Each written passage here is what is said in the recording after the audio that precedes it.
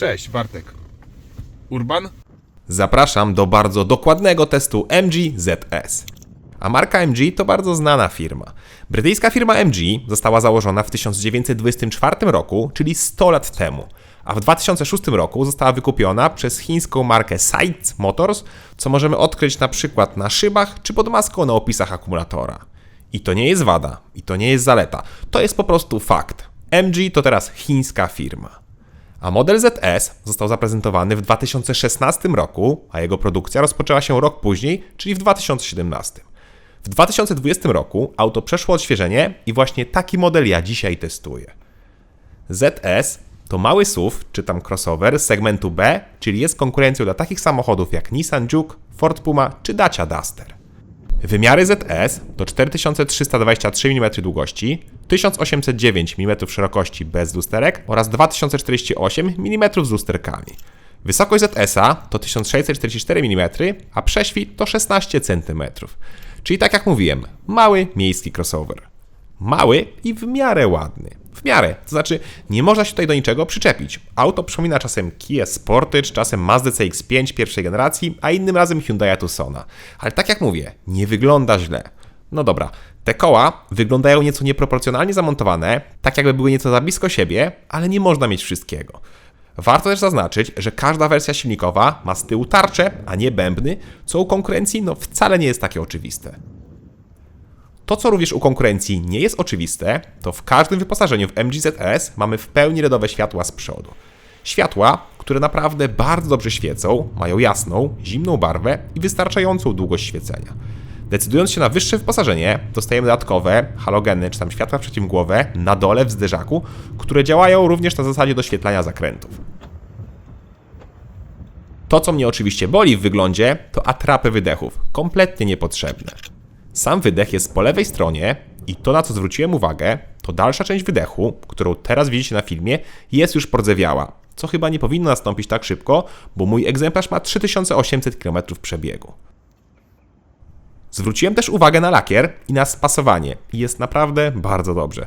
ZS występuje w 6 różnych lakierach, mamy jeden zwykły, 4 metaliczne i jeden trójwarstwowy. Ja miałem niebieski lakier metaliczny o nazwie Battersea Blue, który jest ładnie położony i prezentuje się dobrze na tym samochodzie. Sprawdziłem też spasowanie i jedyne co zauważyłem, to przerwa pomiędzy maską a zderzakiem nie jest równa i po lewej stronie jest większa szpara niż po prawej. Z takich jeszcze praktycznych rzeczy, to auto w bogatszej wersji wyposażenia ma relingi, a my opcjonalnie możemy założyć nawet hak holowniczy. Maksymalny uciąg ZS to 500 kg i nieważne czy mamy przyczepę z hamulcem, czy też bez. Pora więc na bagażnik. Ten otwiera się w sposób, jaki znany, czy tam znaliśmy z grupy Volkswagena, czyli poprzez podniesienie znaczka. Po otwarciu trzeba uważać, bo klapa podnosi się na około 180 cm, więc wyższe osoby muszą być ostrożne, żeby się nie uderzyć. Kufer ma 448 litrów pojemności, co jest naprawdę solidnym wynikiem w tej klasie. Do tego mamy podwójne dno, a pod spodem mamy miejsce na koło dojazdowe, albo tak jak w moim wypadku, na zestaw naprawczy. I to wszystko można wywalić i mamy idealne miejsce na butlę od LPG. Tak, MG ZS nadaje się idealnie do zagazowania, ale o tym będzie później. Teraz pokażę bagażnik. W bagażniku nie znalazłem niestety żadnych haczyków na zakupy, ani gniazda pod zapalniczkę, są jedynie dwie przegrody po bokach. Kufer można powiększyć poprzez położenie tylnej kanapy, co robimy z kabiny i po złożeniu mamy 1375 litrów pojemności oraz brak idealnie płaskiej powierzchni. Wchodzimy do środka i tutaj od razu uwaga. W samochodzie czuć zapach plastiku. Nie jest to bardzo intensywny zapach, czy tam smród i dość szybko o nim zapominamy, ale ten zapach jest i tego pominąć się nie da. Tylne drzwi otwierają się w miarę szeroko i co ważne, posłuchajcie jak ładnie się zamykają. Prawda, że ładny dźwięk? Nie ma takiego pustego dźwięku, jakbyśmy walili pokrywką o garnek, tylko naprawdę ładnie się domykają. Niestety, drzwi po drugiej stronie skrzypiały przy pełnym otwarciu, ale wydaje mi się, że to kwestia regulacji lub przesmarowania. Siadamy więc z tyłu. I tutaj ogromny plus dla modelu ZS, bo jest tutaj naprawdę dużo miejsca. Ja mam 186 cm wzrostu i zarówno na nogi, jak i na głowę mam trochę wolnej przestrzeni. Fotele są w miarę wygodne, a my nie mamy podłokietnika, ani nie mamy nawiewów na tył. Są za to dwa złącza Isofix, dwa gazetowniki, mały schowek w tunelu środkowym oraz dwa 5V złącza USB.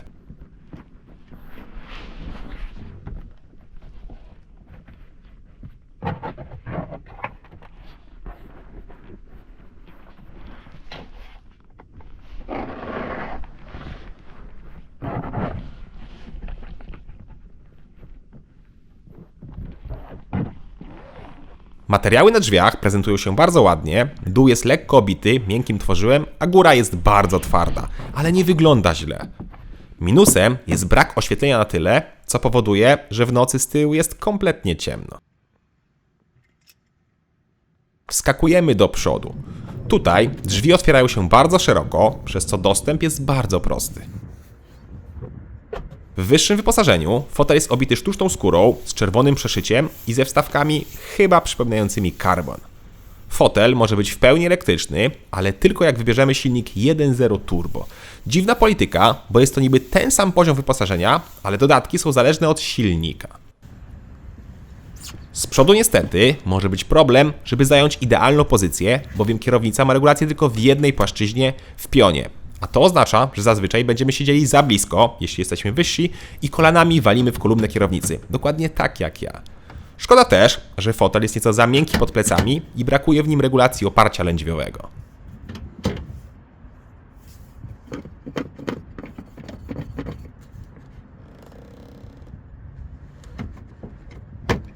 W takim razie pora na deskę rozdzielczą.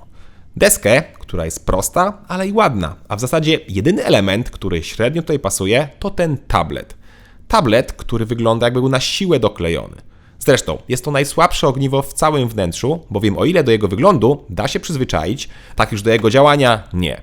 Działa on fatalnie, miewa ogromne opóźnienia, czasem wydawało mi się, że w ogóle nie reaguje na dotyk, a czasem się zawieszał i po jakichś 30 sekundach sam restartował.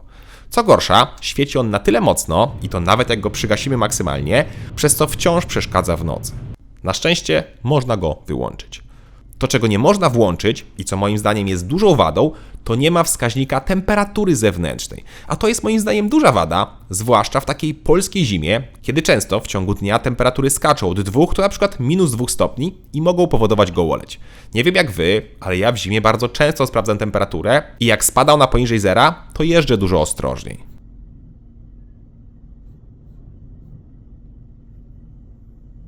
Wracając jeszcze do ekranu i obsługi, to ta jest dość zagmatwana, bo klikamy na ekranie, ale żeby wrócić do poprzednich opcji, to trzeba nacisnąć przycisk pod spodem. Z tych przycisków też możemy zwiększyć nawiew czy temperaturę, co również dzieje się z opóźnieniem. Nawigacja uruchamia się czasami tak wolno, że czekałem po 20 sekund. System nie ma też języka polskiego, co podobno ma być kiedyś zmienione, mam nadzieję, że jak najszybciej. Z plusów to MG ZS obsługuje Android Auto oraz Apple CarPlay, przy czym Android Auto działa tylko po kablu, a Apple CarPlay można podłączyć bezprzewodowo. I jak widzicie, Android Auto też ma opóźnienia i z tego co widzę, nie mam na przykład funkcjonalności Pinch to Zoom, czyli nie mogę powiększyć poprzez złapanie mapy. Ale poza tym z Android Auto czy Apple CarPlay nie miałem żadnych problemów. Szybko się łączyły i nie zrywały połączenia. Z tym, że tak jak mówię, ten system i ten ekran to największa wada we wnętrzu modelu ZS.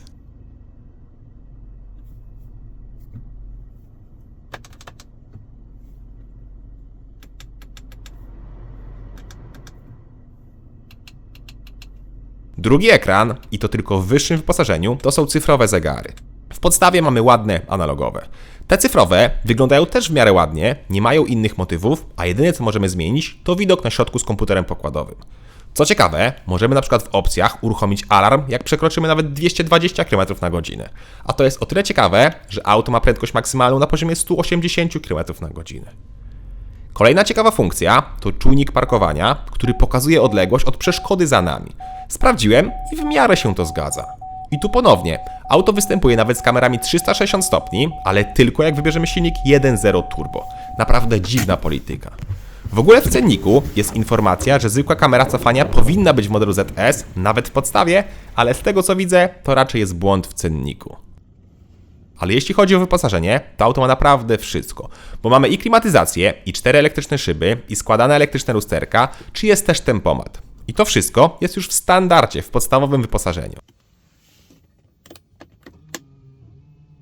W takim razie pora na materiały i spasowanie.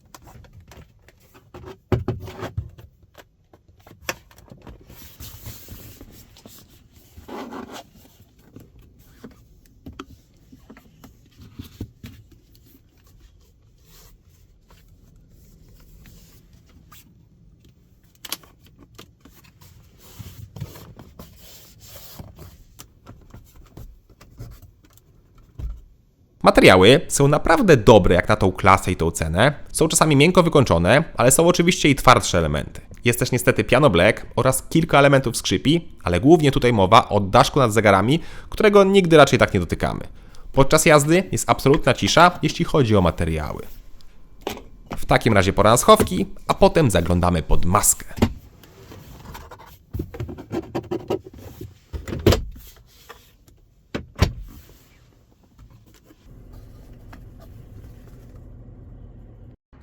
A pod maską w Polsce oraz chyba w całej Europie mamy do wyboru jeden z dwóch silników spalinowych. Mamy albo 3-cylindrowe, litrowe turbo o mocy 111 koni, albo mamy wolnossące 4-cylindrowe 1.5 o mocy 106 koni. W innych krajach w Europie widziałem też wersję elektryczną, a na innych kontynentach są w ogóle dużo mocniejsze moce. Ale u nas nie ma. I ja właśnie wybrałem słabszą jednostkę, czyli 4-cylindrowe 1.5.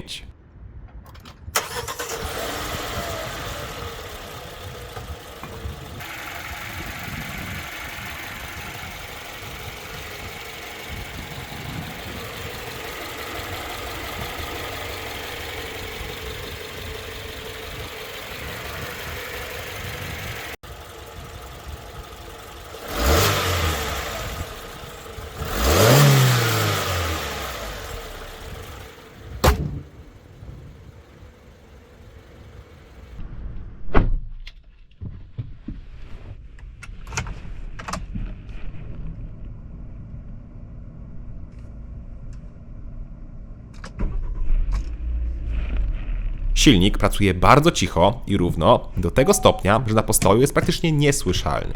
I tutaj od razu dodam, że auto jest wyposażone w system start-stop, jednak przez tydzień moich jazd auto ani razu nie zgasło na postoju. I mówię tutaj nawet, jak ponad godzinę jeździłem po mieście w temperaturach dodatnich albo po 2 godzinach w trasie. Auto było na pewno rozgrzane, a samochód jedynie sygnalizował 3-krotne mignięcie lampki od start-stop i tyle. Sprawdziłem na rynku brytyjskim, jest to bardzo znana przypadłość i problemem podobno nie jest za słaby akumulator warty, tylko problemem jest alternator, który nie ma tyle siły, żeby utrzymać napięcie akumulatora na odpowiednim poziomie.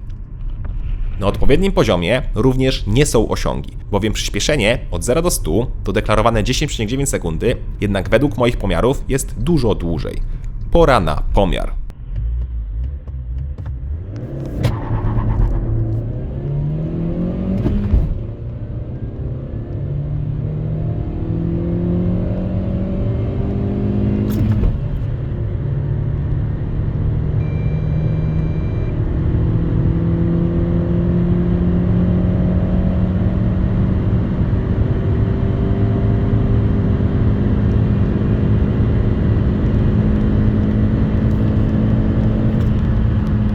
Mój najlepszy czas to 12,7 sekundy, czyli niemal 2 sekundy wolniej niż deklaruje producent.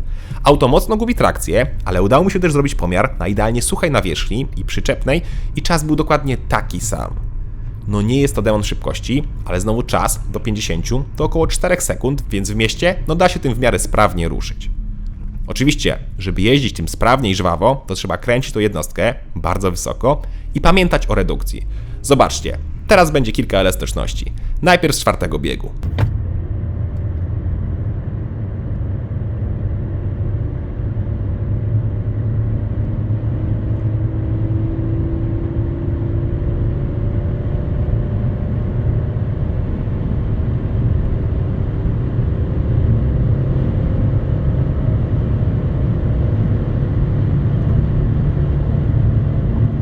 Teraz mamy 3. bieg.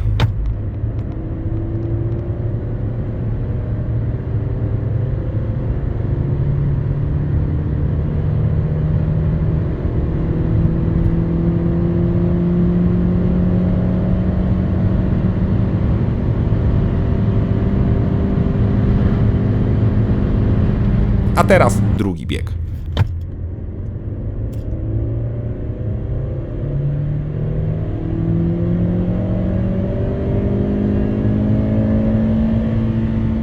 Swoją drogą, 3. bieg odcina nam powyżej 140 km na godzinę, a 2. bieg przy 99. W sumie, jakby 2 odcinało nam powyżej 100 na godzinę, to pewnie czas do setki był nieco lepszy, no ale to nie jest samochód, w którym czas do setki jest ważny. Sama skrzynia biegów jest 5-biegowa i działa naprawdę dobrze. Nie haczy, nie ma za długiego skoku i bardzo przyjemnie pracuje z nią sprzęgło i gaz, przez co nawet początkujący czy niedoświadczony kierowca poradzi sobie z nią z łatwością. A to jest o tyle ważne, że podobno w wersji 1.0 Turbo jest 6-biegowy manual, który działa nieco gorzej i m.in. biegi potrafią haczyć. Jak ktoś chce automat, to też taki jest, z tym, że tylko dla wersji 1.0 Turbo i jest on bardzo wolny, o czym świadczy gorszy o ponad 1 sekundę czas przyspieszenia do pierwszej setki. Do pracy tej 5-biegowej skrzyni nie mam większych zastrzeżeń. Jedynie trzeba mieć w pamięci, że auto jest bardzo wolne, ale do zwykłego otoczenia się po mieście nie ma problemu. Oczywiście, auto nadaje się też w trasę, ale moim zdaniem tak do 120 km/h, bowiem auto jest bardzo słabo wyciszone. Tutaj będę się posiłkował pomiarami z kanału Otomoto TV, których bardzo serdecznie pozdrawiam. Model ZS przy 90 km/h ma w kabinie już hałas na poziomie 63,2 dB, czyli więcej niż przykładowo Toyota Yaris Cross, która uważana jest za głośny samochód. Ale przy 140, co ciekawe, MG jest nieco cichsze, bo jego pomiar to 60,5 dB, z tym, że Yaris był testowany w deszczu, więc MG jest głośniejszy niż wspomniana Toyota Yaris. W hałasie nie pomaga też zestopniowanie skrzyni biegów, bo przy 120 mamy już 3100 obrotów, a przy 140 3700.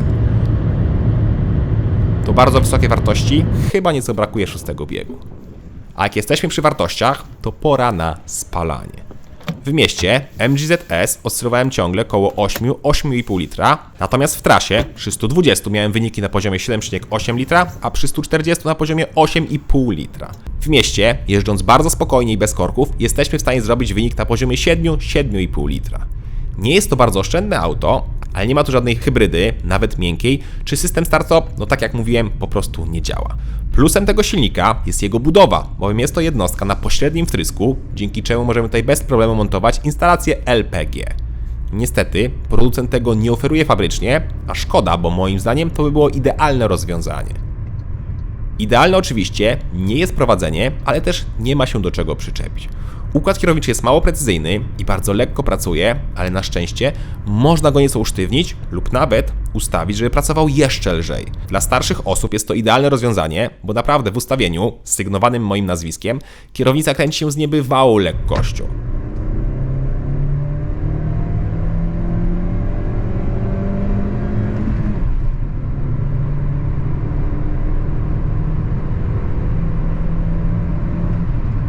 Auto wychyla się na zakrętach, a zawieszenie pracuje dobrze, chociaż to nie jest super komfortowe auto. Jest po prostu poprawne i czasem miałem wrażenie, że z przedniego zawieszenia, z lewej strony, dochodzą jakieś niepokojące odgłosy podczas przejeżdżania przez progi zwalniające.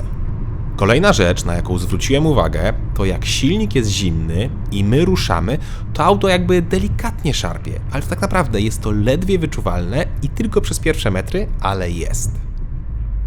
I teraz dochodzimy do opinii z rynku brytyjskiego, bowiem auto jest tam już na rynku od kilku lat, więc takie też są. Niestety, MG w rankingach niezawodności często jest pod koniec tabeli, kończąc na przykład na miejscu 25 z 32 marek, albo nawet i na 28 miejscu z 29 marek. Jeśli chodzi o model ZS, to ludzie skarżą się na 3 powtarzające się przypadłości. Jeden z nich to problem z zawieszeniem przednim i jego hałasem, co potwierdziło się w moim teście. Drugi problem to problem z uszczelką pod głowicą, ale z tego co doczytałem, to najczęściej dzieje się to w silniku 1.0. Trzeci problem to ogólne problemy z silnikiem oraz ze sprzęgłem, które raczej nie wynikają ze złego użytkowania, tylko ze słabych części. W zasadzie problem ze sprzęgłem jest najczęściej powtarzającym się problemem na brytyjskich forach. Kilka osób też pisało o nierównej pracy silnika, jak jest zimny, co by się zgadzało również z moją obserwacją, że auto lekko szarpie podczas właśnie pokonywania pierwszych metrów. Z drugiej strony MG ZS ma 7-letnią gwarancję lub do 150 000 km, a to naprawdę dobre warunki. Dobre, o ile serwis będzie działał jak należy i będzie dobra dostępność części. Obsługa klienta i serwis będzie w wypadku MG kluczowy, bo poza tym to naprawdę poprawne samochody. Ale zanim będzie podsumowanie, to jeszcze cena. Podstawowy MG ZS z silnikiem 1.5, czyli tym testowanym, kosztuje 80 000 zł bez 200 zł, a testowana wersja 86 000 zł. Za silnik 1.0 Turbo trzeba zapłacić 91 000 zł z manualem lub 96 000 zł z automatem. I tak jak mówiłem, te samochody mają pełne wyposażenie, tutaj niczego nie brakuje. No dobra, nie ma kilku obowiązkowych systemów bezpieczeństwa, takich jak na przykład wzywanie pomocy, tzw. e-call, czy nie ma asystenta pasu ruchu lub radaru. A nie ma tych rzeczy, bo to nie jest nowe auto homologowane, tylko tak jak mówiłem, to jest lifting auta z 2017 roku i dla takich samochodów są nieco inne przepisy. Teraz na ekranie widzicie pozostałe systemy, które ten samochód ma. Sprawdziłem też raport testów zderzeniowych Euro NCAP i w 2017 roku auto dostało 3 gwiazdki na 5 możliwych. Według NCAP dane już wygasły, ale z tego co widzę, to ostatnie sprawdzenie auta było w 2022 roku, czyli w miarę niedawno. Wtedy wciąż auto miało 3 gwiazdki.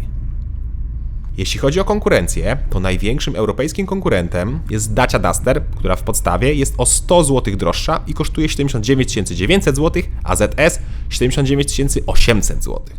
Z tym, że Duster w podstawie ma niemal zerowe wyposażenie i żeby dobić do poziomu, jaki oferuje MG ZS, to trzeba dołożyć około 7000 zł, a to jest dużo. Przewagą Daci jest możliwość zamówienia np. diesla oraz fabrycznej instalacji LPG, czy dużo mocniejszego silnika benzynowego, a także je możemy wybrać napęd 4x4. Ale wtedy cena rośnie do ponad 110 000 złotych, czyli to już jest zupełnie inny budżet. A drugi konkurent to również chiński model, który niedawno pojawił się w ofercie, a mowa tu o samochodzie Bike 3 lub Beijing 3. Różne nazwy, ale to ten sam model. I ten samochód jest jeszcze tańszy niż MG ZS, bowiem kosztuje on 78 900 zł, czyli 900 zł mniej niż MG. W modelu 3 jest również pełne wyposażenie, a my jedyne co możemy dokupić to lakier za 2900 zł i tyle. Auto ma podobne wymiary, ale ma nieco mocniejszy silnik, bo o mocy 136 koni. I tam też jest 4-cylindrowe 1.5. W tym roku pojawi się też nowy Duster i mam nadzieję, że będzie jeszcze lepszy i jego cena będzie niższa. No właśnie, cena. Bardzo się cieszę, że chińskie marki pojawiają się na naszym rynku, bo liczę, że dzięki temu pozostali producenci obniżą swoje bardzo wysokie ceny. MG z modelem ZS pokazuje, że da się stworzyć samochód konkurencyjny, który prawdopodobnie zabierze trochę klientów od pozostałych marek, bo w tym samochodzie chyba nie ma poważnych wad czy niedoróbek. Ładny wygląd, prosty 4-cylindrowy silnik, pojemne wnętrze i bardzo dobre wyposażenie. Do tego cena, która jest niemal najniższa na rynku. Jedyne, co pozostaje niewiadomą, to serwis i dostępność do części. Cześć! I na koniec jeszcze kartka z kalendarza. Kto z Was pamięta, że na rynku był już model MG ZS, który był produkowany w latach 1995 do 2005 roku? Była to sportowa wersja Rovera 45, który to znowu był bliźniaczym modelem do Hondy Civic. W Polsce bardzo mało popularny model, ale jeszcze kilka sztuk po naszych drogach jeździ. Cześć!